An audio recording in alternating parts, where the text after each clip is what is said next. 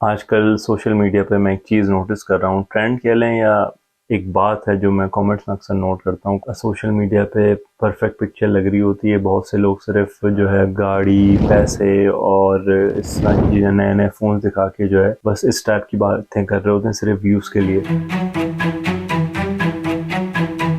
23 مئی 2019 18واں رمضان کا عصر کا وقت تھا۔ لندن میں اپنے کام پہ ہی تھا، تو پاکستان سے مجھے کال آتی ہے میری بہن کی، اور وہ کہتی ہیں کہ پپا کی طبیعت کچھ ٹھیک نہیں ہے، تمہیں بہت یاد کر رہے ہیں تو ذرا بات کر لو۔ میں نے کہا بالکل۔ پپا سے گپ شپ لگی تھوڑی بہت ہمیشہ کی طرح، وہ کہنے لگے یار طبیعت ٹھیک نہیں رہتی ہے یہ وہ۔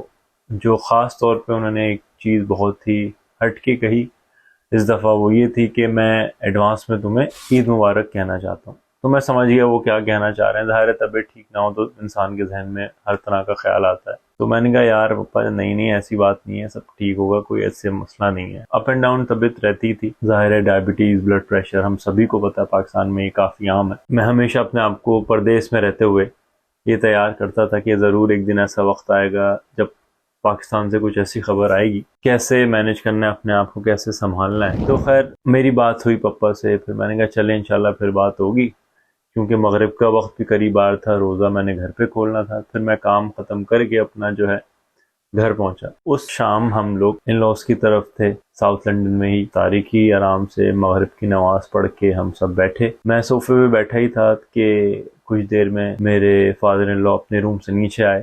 انہوں نے اس طرح سے کچھ کہا کہ پاکستان سے خبر آئی ہے۔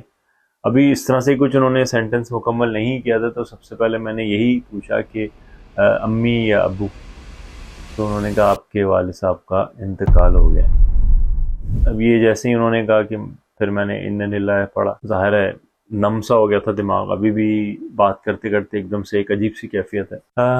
یہ خبر میرے فادر ان لا کو میرے چھوٹے ماموں نے دی تھی، وہ قریب ہی تھے، زیادہ دور نہیں تھے، اتنے میں وہ بھی آ گئے۔ ڈور پہ جب انہوں نے نوک کیا تو میں ہی گیا، ان کو دروازہ کھولا تو سامنے تھے، کافی ظاہر ہے ایک دم چہرہ ابھی بھی مجھے ان کا یاد ہے، ایک دم لٹکا ہوا سا تھا، اپ سیٹ بہت زیادہ ظاہر ہے۔ بس وہ آ کے بیٹھے ہیں، صوفے پہ بیٹھے ہیں، اور ودن 1 منٹ ہم دونوں نے ایک دوسرے کو ایسے گلے لگائے بغیر کچھ کہے، اور اتنی زور زور سے دھاڑے مار کے چیخیں مار مار کے روئے۔ اور پپا کا جو تعلق تھا سبھی سے ہی، اور خاص طور پہ جو ہمارے ماموں ہیں تقریباً سبھی سے، گپ شپ ہنسی مذاق کا بڑا تھا۔ اتنی دیر میں نے پاکستان بہن کو کال کی، جب میں بہن سے بات کر رہا تھا وہ بھی ظاہر ہے انہوں نے سب سے پہلے یہی کہا کہ پپا مجھے چھوڑ کے چلے گئے۔ تو سمجھانے کی تھوڑا بہت میں نے کوشش کی، لیکن ظاہر ہے ہر کسی کی کیفیت مختلف ہوتی ہے۔ اور مئی میں پپا کا انتقال ہوا 2019 میں، اور اسی سال اگست میں ہم نے آلریڈی پاکستان جانے کی ٹکٹس بک کی ہوئی تھیں، کیونکہ میری جو پہلی اولاد میری بیٹی ہوئی تھی، تو فیملی میں وہ پہلا ایک بیبی تھا۔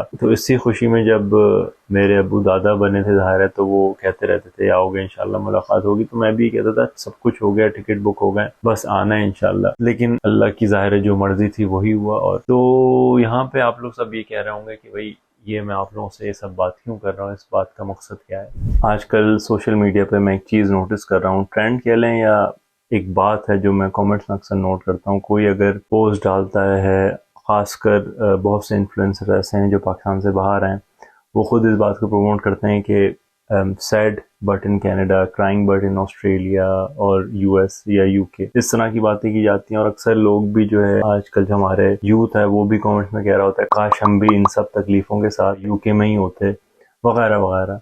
اور اکثر یہ بھی ہوتا ہے کہ سوشل میڈیا پہ پرفیکٹ پکچر لگ رہی ہوتی ہے، بہت سے لوگ صرف جو ہے گاڑی، پیسے اور اس طرح کی چیزیں، نئے نئے فون دکھا کے جو ہے بس اس ٹائپ کی باتیں کر رہے ہوتے ہیں صرف ویوز کے لیے۔ بہت سے لوگ ایسے بھی ہیں، میں نے دیکھا اس دن ایک ریل، کسی نے درخت پہ جو ہے وہ یا چھوٹے سے ایک پودے پہ وہ پاؤنڈز کے نوٹ لگائے ہوئے تھے اور یوں توڑا تھا کہ بھائی لنڈن میں اس طرح اتنا پیسہ ہے۔ خیر میں کسی کو ڈسکریج نہیں کرتا، کہ میری کوشش یہ ہوتی ہے کہ ایک اسٹیبل اور ایک لانگ لاسٹنگ بینیفٹ پاکستان سے موو ہونے کا دکھایا جائے، تاکہ بچوں کے ذہن میں بیٹر اسٹینڈرڈ لیونگ کیسے اور کہاں بہتر ہے۔ اس کے علاوہ بہت سے بچے پوسٹ دیکھ کے، اس ٹائپ کی چیزیں دیکھ کے یہ تو خواہش کرتے ہیں کہ کاش ہم اس کی جگہ ہوتے یا اس کی جگہ ہوتے، لیکن کیا کبھی آپ نے یہ سوچا ہے کہ ان سب تکلیفوں کے ساتھ کیا آپ تیار ہیں؟ کیا آپ کامیابی کے ساتھ کسی کی اسی قسم کی اسٹرگل اور تکلیفیں اور دردناک میموریز ہیں وہ بھی آپ کی جرنی کا حصہ بنیں گی. کیا اس کے لیے آپ دعا کریں گے کبھی؟ اللہ نہ کرے کسی ایسے دشمن کے ساتھ بھی ایسا ہو. یہاں تک کہ جب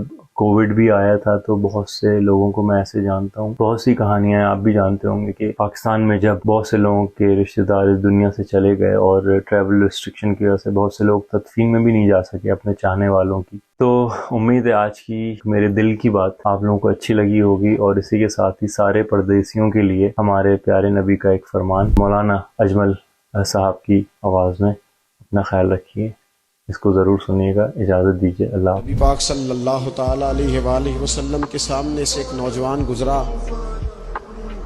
تو کچھ لوگوں نے کہا یا رسول اللہ صلی اللہ تعالیٰ علیہ وسلم, یہ مال کمانے کے لیے جا رہا ہے, کاش یہ اللہ کے راستے میں جہاد کے لیے سفر کرتا. تو حضور فرمانے لگے اگر یہ اپنے بچوں کی روزی کے لیے بندوبست کرنے جا رہا ہے پھر بھی اللہ کے راستے میں ہی ہے. ماں باپ بہن بھائی بیوی بچوں کے حقوق ادا کرنے کے لیے کوشش کر رہا ہے تو بھی اللہ کے راستے میں ہی ہے. اور اگر اس لیے کوشش کر رہا ہے کہ میں کسی کے سامنے ہاتھ پھیلانے سے بچوں تو فرمایا پھر بھی اللہ کے راستے میں ہی ہے. محنت کریں, جد و جہد کریں, سہارے نہ تلاش کریں.